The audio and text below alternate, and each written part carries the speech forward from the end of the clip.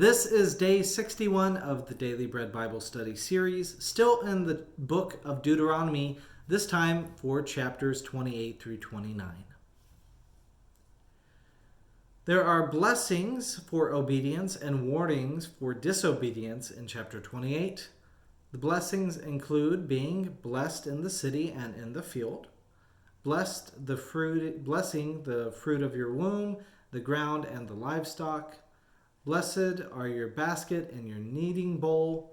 Blessed is your coming in and your going out, and your enemies will be defeated as a final blessing. The Lord will establish you as his holy people, as he has sworn to you, if you keep the commandments of the Lord your God and walk in his ways. That's what it says in Deuteronomy 28, verse 9.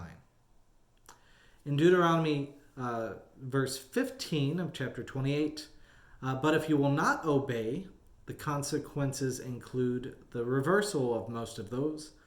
That cursed you will be in the city and in the field.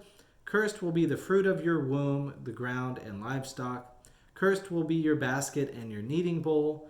Cursed will be your coming in and your going out.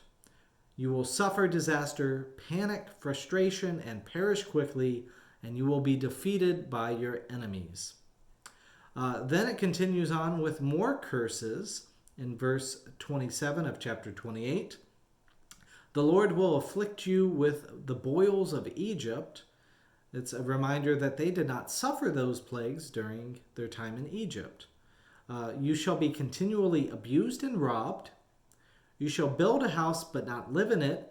You shall plant a vineyard but not enjoy its fruit. The Lord will bring you and the king whom you set over you to a nation that neither you nor your ancestors have known, where you shall serve other gods of wood and of stone, and then you shall serve your enemies. So all of this seems to be foreshadowing what happens in the exile, where all of these things come to place.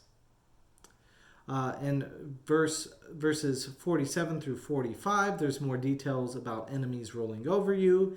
In verse 58 through 68, there's more details about reliving the time in Egypt.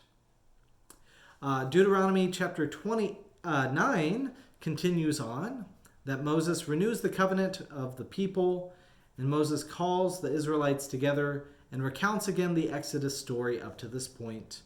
That the signs from God in Egypt, God's provisions in the desert, and God's defeat of King Sihon and King Og. Moses then states to the audience in Deuteronomy 29, verse 14, I am making this covenant sworn by an oath, not only with you who stand here, but with us today, but before our Lord, but also with those who are not here with us today. So this idea of the covenant, it is a covenant of the past and present, but especially a covenant of the future, that those who will read this story in the future are called to be a part of God's covenant as well too. Moses again warns people about worshiping other gods, talking about poisonous and bitter growth. In Deuteronomy 29, verse 19, it says, beware of people who think we are safe even though we go our own stubborn ways. Contrary to Moses' statement to God in Exodus 32, is that in verse 12, why should the Egyptians say it was with evil intent that he brought them out to kill them in the mountains and to consume them from the face of the earth? All of this concludes in chapter 29, verse 25.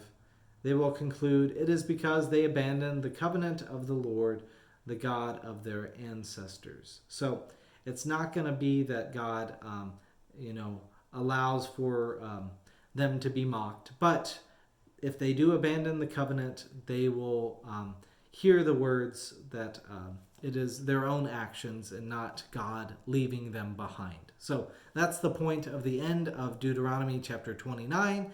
And that brings us to the end of our discussion for today.